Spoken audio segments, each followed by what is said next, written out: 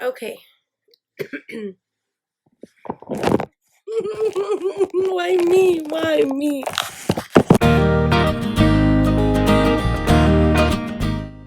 I'm Momma, and this is my 2-week postpartum update.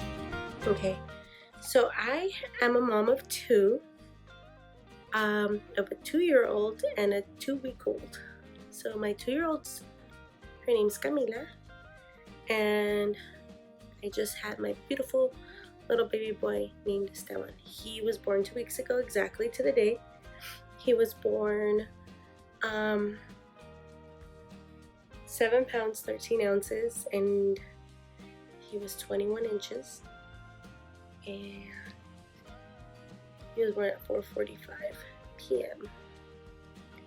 And basically, I might do a birthing story later, but right now I'm just going to talk about these past 2 weeks and how I felt. And I want to keep myself very accountable and very honest, because one of my biggest fears is going through postpartum depression, which is hormonal. It's very normal. It's very common, and that's one of my biggest fears. But so far, everything's been pretty smooth. I'm hoping that from here on out, it's gonna be just getting better, getting accustomed to my baby, getting to know him.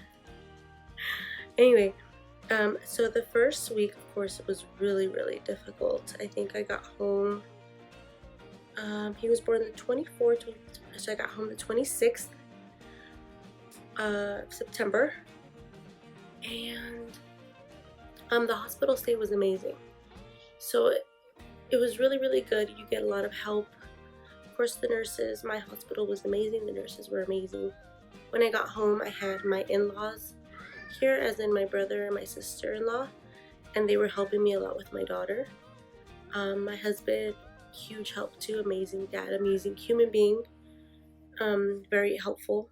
And I've been very vocal about having a little bit of anxiety about postpartum depression, just because since it's hormonal, it might just come, like I might be super happy and all of a sudden just cry. So far, that hasn't really happened to me, and I'll get more into that. I'm trying to keep it pretty much in chronological order. So I did buy a notebook. That's one of the things I can suggest. My husband actually bought me this super cheap composition book, school book, and just so I can write down his feedings, how I feel. It's mostly been just how I feel and what I've been doing. Here and there, it's my babies are crying. Here and there, it's been a few feedings and stuff like that. But since he latches on really well, and I produce a lot of milk, his pediatrician is pretty comfortable. His growth has been really great so far, so get into that soon too. So I did tear, so it's painful. I mean, I didn't feel anything at the moment because I did get an epidural. I'm not about to tough it out if I don't need to. Why put myself into unnecessary pain? Um, but I did tear, so that was pretty painful up until I think a couple days ago. So I did tear, second-degree tear. My body felt very sore, and it was mostly from the pushing, I guess, because you lift yourself up and everything. My arms, my back, my legs, everything was sore, like if I just like worked out. My daughter Camila did have a very rough first night. She cried when I was back home. She did cry a lot. You know what? She had a lot of, I felt like resentment towards me. She was really good with her brother, but she didn't want to talk to me. She didn't want to look at me. I would call her, I would talk to her, and she would just ignore me, and that was really tough on me. More than anything, because she was my only baby until 2 weeks ago. So it was really hard for me to see her ignore me and see her not really respond to me. He is a handful baby at night. It was really difficult at first. just to get the swing of things. I did breastfeed Camila up until the beginning of this year when I found out I was pregnant, and even a little bit after. I stopped breastfeeding her. I think my hormones while I was pregnant changed the flavor or the taste of my milk supply, so she just kind of weaned off on her own. So I thought naively that my nipples weren't going to be as sore for this breastfeeding, but no, they were very sore. Um, Not as much cracking and discomfort or bleeding as with Camila. But with Camila, I didn't use anything but my breast milk. So I was all about breast milk heals all, which it does. It's amazing. I mean, still do it.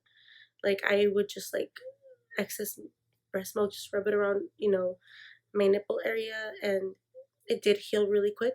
But this time around, the hospital did give me little packets of lanolin cream. That was a lifesaver. So my husband went off and he ordered lanolin cream on Amazon, and that's been my lifesaver for real. I mean, lanolin cream, lanolin cream, lanolin cream. The thing is that lanolin cream, it's safe for babies to consume. So unlike other nipple creams, you have to wipe it off before baby latches on. And lanolin cream, baby can latch on. You can have the cream, and it's safe for them. I mean, nothing happens according to my doctor, according to the hospital, according to the cream, the packaging. Nothing's really supposed to affect the baby with the lanolin cream. So I loved it. It keeps it moisturized, it keeps it non-painful, and it mostly helps when I pump. I put it a little bit before I pump. That is amazing. Lanolin cream is the way to go. My mood swings were pretty good. I feel like my husband has had more mood swings than I have. He's not used to being home so much. He does work mostly every day. Right now he's on here in California, it's paid family leave, I think, baby bonding. So he is on that right now. And he's a big help, but he's not used to being home all this time. So it did affect him. And I think when it would affect him, it would affect me, seeing him so like tired or stressed or anything, because I have been very honest and vocal with myself with everything that's been going on. I'm probably speaking too fast. With everything that's been going on. So I think me just saying it out loud or writing it in a journal has prepared myself. Like putting it out there has prepared my body and my brain for what's been happening. The changes, the new baby, the lack of sleep, the painful nights, the painful days, the body aches. So far he's been, I mean, I have one healthy baby so far, thank God. So my 1 week postpartum,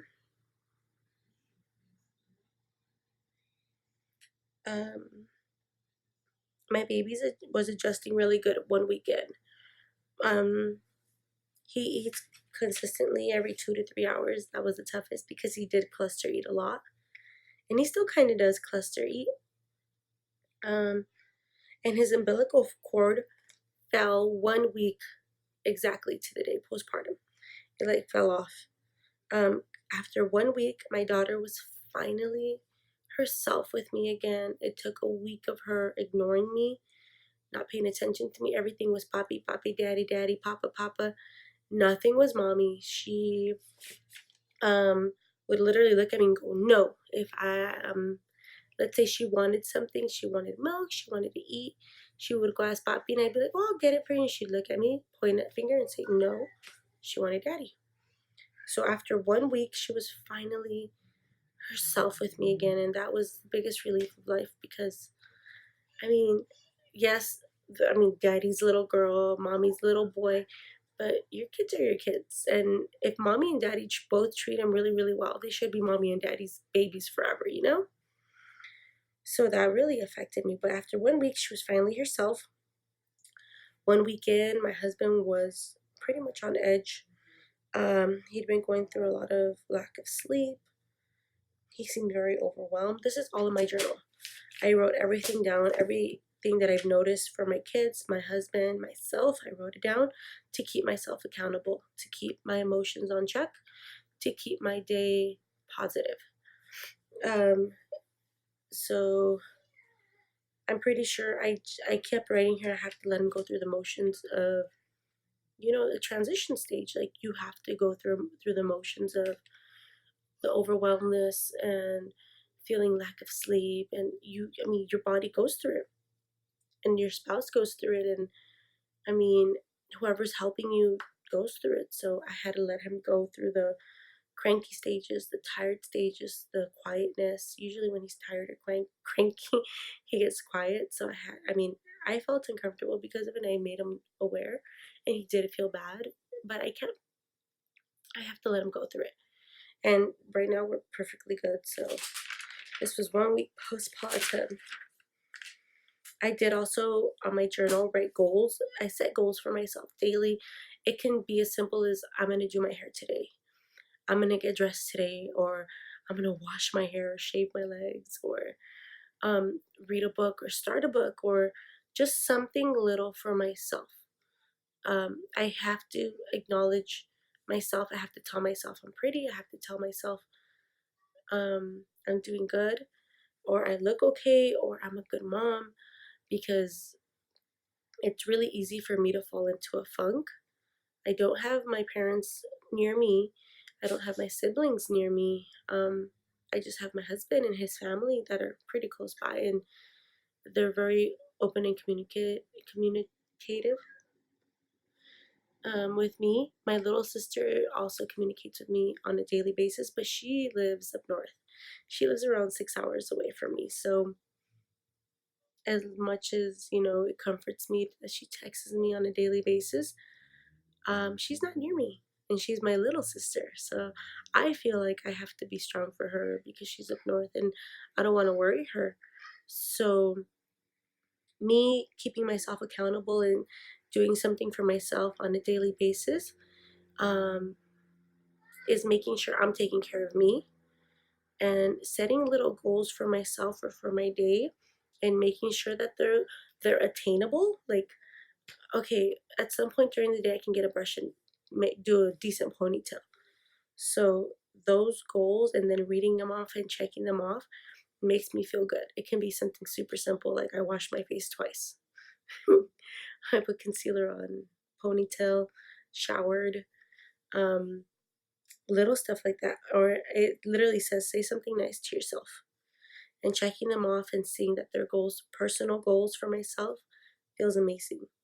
I also write family goals. So I also put spend time with my daughter.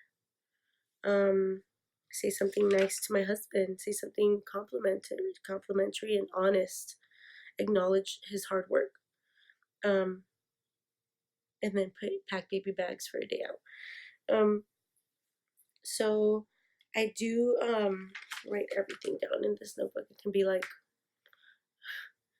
I don't know, just like something simple, like reminding me that it's someone's birthday, reminding me, did I clip my nails? It's anything, and that's really kept me good these past 2 weeks.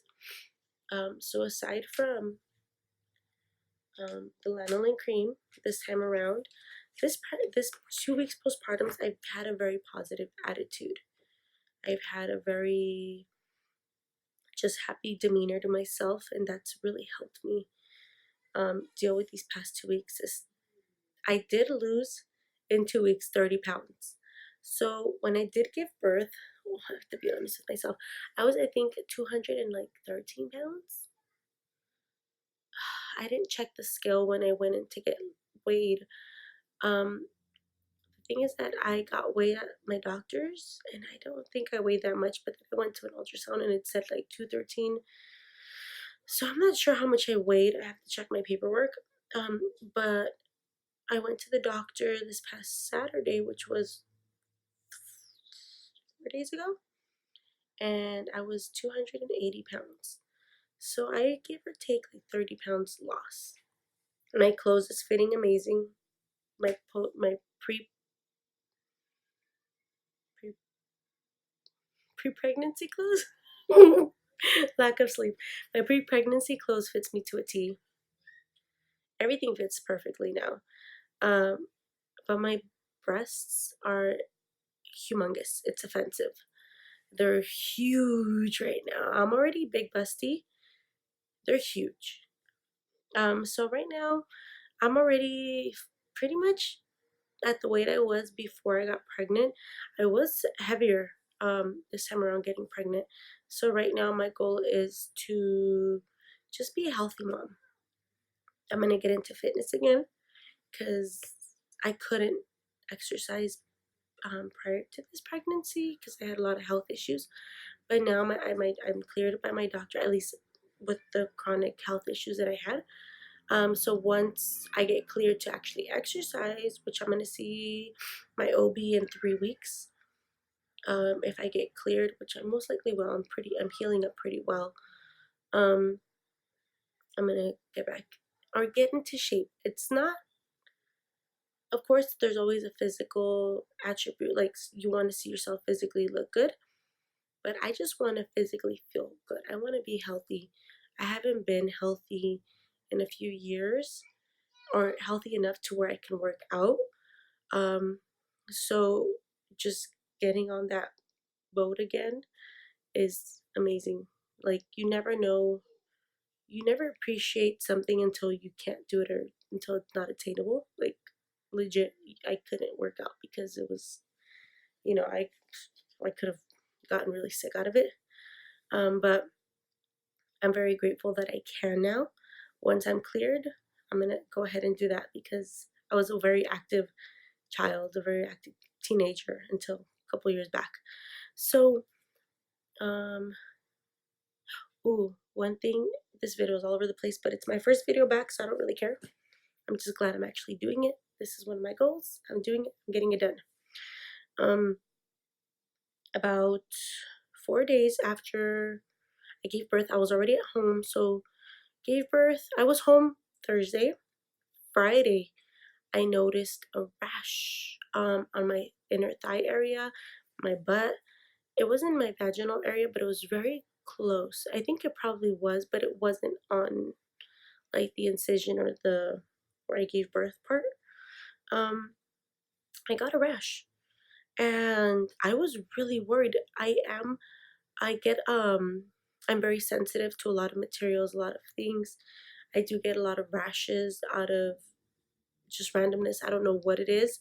I have had allergy tests done before and everything's come out negative, but my body still reacts weird to certain things. Maybe I have to see another specialist for that, but the one I went to, which was last year, I'm not allergic to anything, so I thought it was the pads from the hospital. So I went to the doctor Friday because I was like, if it's not, I mean, Saturday, because it just got worse. I was like, okay, if it doesn't get any better by Saturday, I'm gonna go to the doctor. So I went to the doctor and it was a hormonal rash. It's all cleared now. She did put me on antibiotics, which were safe for breastfeeding. I think they're antibiotics that they usually use for mastitis. So I was still safe to breastfeed and all that, but that happened and I was freaking out. It was itchy, it was painful. I couldn't scratch it, I couldn't do anything. She just told me, keep it dry, put baby powder on it so you won't sweat. And that's it, just with the antibiotics. It kind of went away by itself because she said it's my body just releasing the hormones. And it's completely cleared. I saw her, that's why I saw her Saturday again. It completely cleared. She said I'm 100% better with that, and I am. That was the worst thing ever. So aside from having the baby, having torn to the 2nd degree, I now had a hormonal rash going on. That was horrible. But so far, so good. Well, I can't show a belly picture because I can't film myself doing this, and I feel very awkward asking my husband to film it because I don't know if he's going to feel comfortable filming my belly. But I am, my belly band's medium. I'll set the link down in the description for it. It's amazing. It's a size medium. I got it on Amazon. It's a medium. My pant size is between a 9 and a 10, and I right now wearing a large shirt. Probably extra large fits me amazing because of my breast size, but I fit into a medium. So medium, large, okay, let's say large. Large, extra large right now, size 10 pants. Most likely size large shirts. Yeah, size large. This is large. And it closes and it fits fine. But yeah, I am pretty much back into my old clothes, back into everything, and I will keep it updated. And I will hopefully keep this updated so that I keep myself, I keep this on record for myself, for my kids, and for whoever wants to know. Yay. Okay.